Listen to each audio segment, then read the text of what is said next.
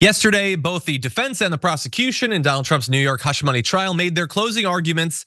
And with that, and with the instructions to the jury by the judge this morning, we are now in the critical period, the period that will determine once and for all, minus appeals, what's gonna happen with this whole thing. The jury is now deliberating. They've got the evidence, they've got time, maybe a little bit of it, maybe a ton of it, we don't know. They could come out with a decision literally any minute or sometime 2 weeks from now. We don't know.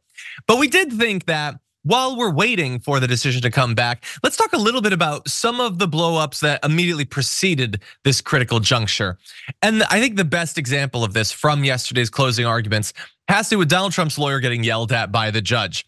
So it started when Todd Blanche, Trump's lawyer, the one presenting the defense's case in the closing arguments, reportedly made a request to the jury to, quote, not send his client to prison, which sounds to a layman normal enough, but apparently you're not supposed to do that, okay?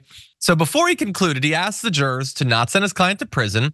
Now with the jury excused, Joshua Steinglass, the prosecutor who will give his side's closing arguments, that was before the prosecution, stands up and says that was a blatant and wholly inappropriate effort to call sympathy for their client. And apparently the judge was even more angry than the lawyer for the prosecution and reminded Blanche, not for the first time, that he was a prosecutor, he'd been one for a long time, and he should know that that statement is out of bounds, saying, I think that was outrageous, Mr. Blanche. Someone who's been a prosecutor as long as you should know. It's hard for me to imagine how that was accidental in any way. Making a comment like that is highly inappropriate. It is simply not allowed, period. It's hard for me to imagine how that was accidental. And so one of the reasons for that they're not supposed to say things like that is that the jury is not supposed to consider the punishment in this. So that is going to be up to the judge in the end. They're supposed to determine whether Trump is guilty. They've heard the arguments, they have the evidence, they've been instructed by the judge on how to interpret those things, how to determine if someone is guilty or not. But that's it. They're not supposed to be like, well, I really think he did it, but prison, that doesn't seem right. That is exactly the sort of thinking that is not supposed to happen. Hey, I'm glad you're here. Listen, in order for the Damage Report to keep on going, we need viewers like you to become a member on YouTube. Can you click the join button on YouTube today? Thank you. So I get why the judge would be so mad. I get why the prosecution would be really mad. The issue here is you can tell the jury to forget that he said that, but he said it. And they heard it, and maybe some of them will feel sympathy for Donald Trump. I mean, I think that he's done a lot of work over the years to make himself seeming unqualified for sympathy, but there could be some people whose hearts are really big. Sharon, what do you think? This was the guy who was mumbling and cursing under his breath when his trial got underway. He hasn't done the work to earn some kind of, I don't know, isn't it called jury nullification or something? Where they just say, a decent person will let him off. It's not gonna happen. And absolutely it was on purpose, okay, Mr. Blanche, Trump's attorney. But I was listening to some of the coverage since for some reason, New York is still preventing us from seeing this historic trial. And they talked about how when Trump's attorney sat down after almost 3 hours of talking, Trump was looking that way. His attorney sitting right next to him was looking that way, and there was no interaction. So it's not looking too good. Donald's not happy. No, you want to get, as the lawyer, you want to get the clap on the back or something, right. Or good job, his stupid thumbs thing. But apparently he didn't like it, and I guess he shouldn't. Look, I cannot directly really evaluate the strength of the defense's closing arguments.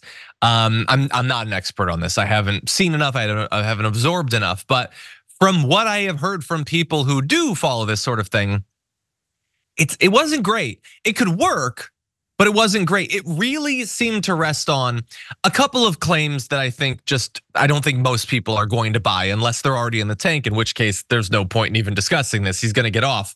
Saying Donald Trump doesn't pay attention to the checks he signs. The dude constantly says that he does. It's gonna be very hard to convince people he's just not paying attention or whatever. Trying to imply that he wouldn't have been involved in this. There's so many examples of him being involved. It's not a claim that I think anyone is going to buy. The claim they make that theoretically people could buy is Michael Cohen is a big fat liar. You shouldn't listen to him. And because the prosecution's case entirely rests on what Michael Cohen has said, then you gotta acquit him. Now, I don't think that their case does entirely rest on what Michael Cohen has said, but it's possible that someone could buy that. And they could buy that Michael Cohen is a liar because he is a liar. It doesn't mean that he's lying about this, but he's definitely a liar. I don't know. There were a couple of instances in which I think the defense's attempts to sway people on certain pieces of evidence fail. Like there was assertions by Michael Cohen about a phone call that he had with Trump that make clear that Trump knew what was going on. And they were like, the call is too short. You couldn't have actually done that. So the prosecution did something very clever where the lawyer, I believe it was Steinglass, he ran a timer on his phone and he acted out the conversation that is purported to have happened at a totally normal pace. And he wasn't even halfway through the actual length of that phone call when he was done with it. I thought that was very clever. I like the theatrics of it. But a lot of this could come down to, do you think Michael Cohen's a big liar? And do you just love Donald Trump and want to get him off? And it is possible that one of those dozen people could believe one or both of those things, Sharon.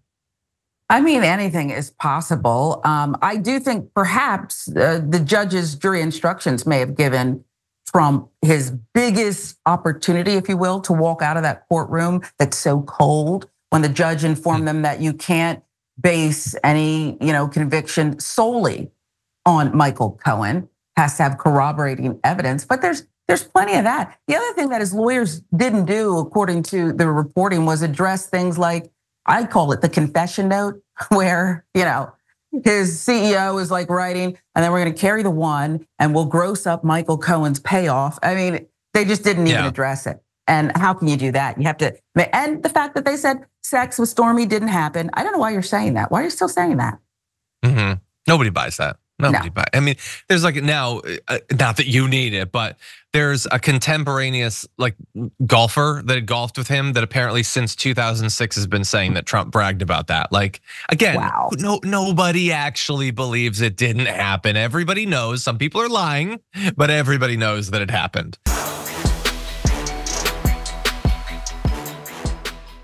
Thanks for watching our video. Did you know that you can support our show by becoming a subscriber? Just click the subscribe button and also ring the bell so that you get notifications when we're live or when we post new content.